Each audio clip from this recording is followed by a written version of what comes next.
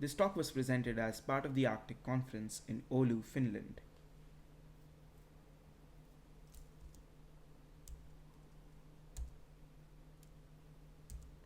Our environment, circumstances, and experiences shape our wants and needs. And we take actions to fulfill our wants and needs. For example, going from place A to B. We can walk to perform that action, or we can use a bicycle. Computers are similar. They're bicycle for our minds. They help us perform actions faster.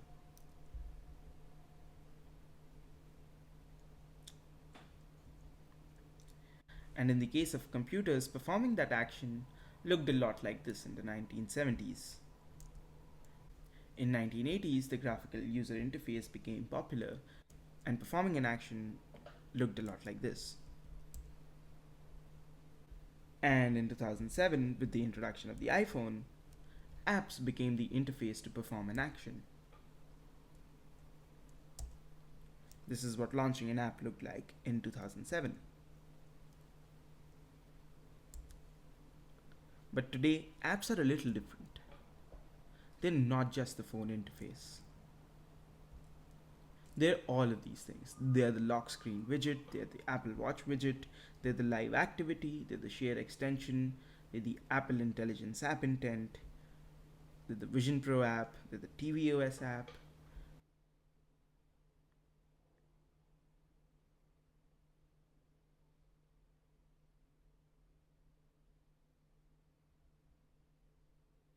They're everywhere. They're not just the phone screen.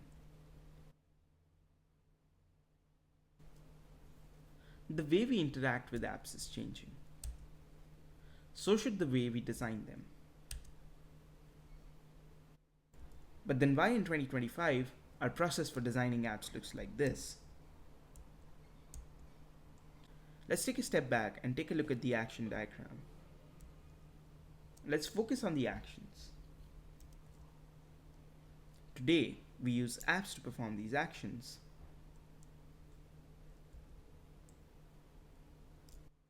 For example, take the action of listening to music.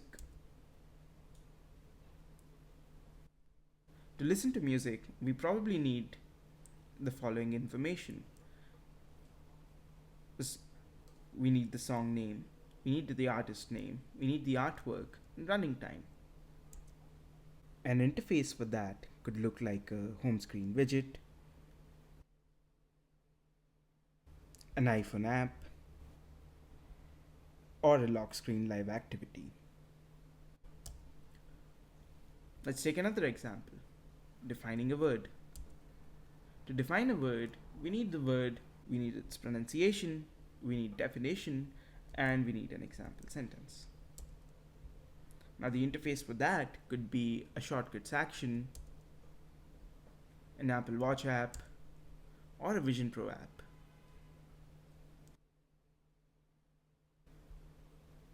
Each action can contain different interfaces across multiple platforms. So we define the action that will help people fulfill their goals. We specify the information needed to perform the action, and we design and adapt the interface for different technologies and platforms.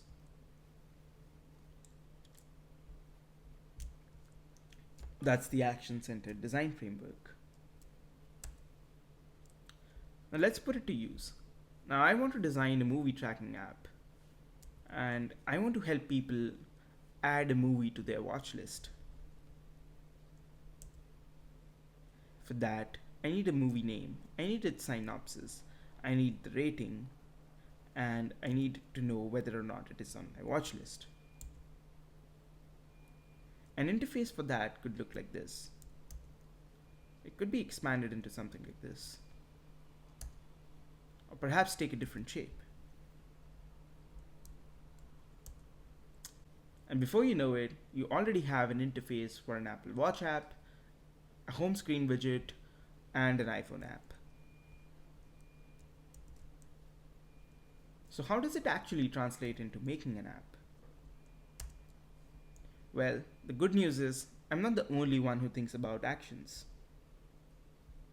Apple introduced the App Intents framework in 2022, which powers multiple technologies like widgets, shortcut actions, control center items, live activities, and Apple Intelligence. And the App Intents protocol looks a lot like the action centered design framework. It has the perform action, where the action logic goes. The input is about app entities, which define the information needed to perform the action, and the result is a data structure and a view, which provides the interface to perform the action.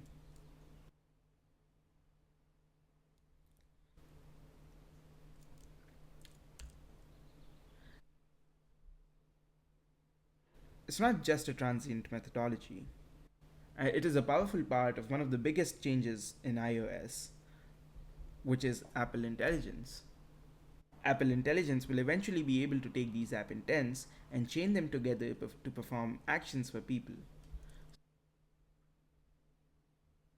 For example, if I were to ask Apple Intelligence to order my coffee for pickup when I leave for home, it would be able to chain together multiple actions through multiple apps and provide an interface for me.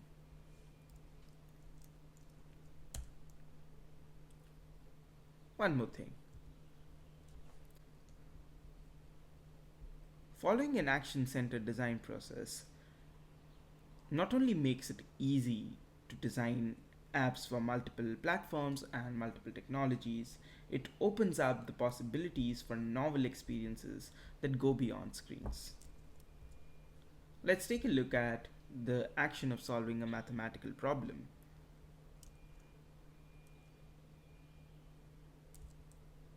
To solve a mathematical problem, I need a maths equation and variables.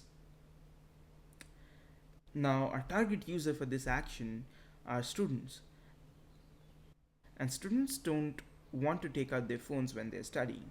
They know phones are a distraction, and they know before they launch their calculator app, they'll probably be distracted by Instagram notifications or a message from their friend.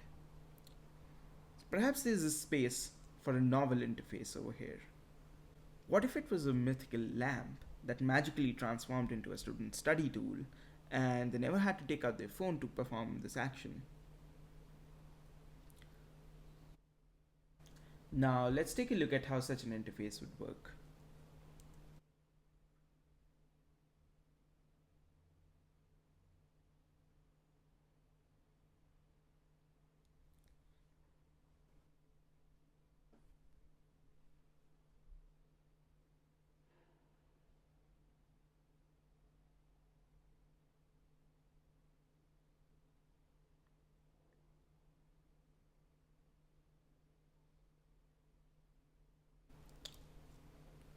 And this is the action centered design framework.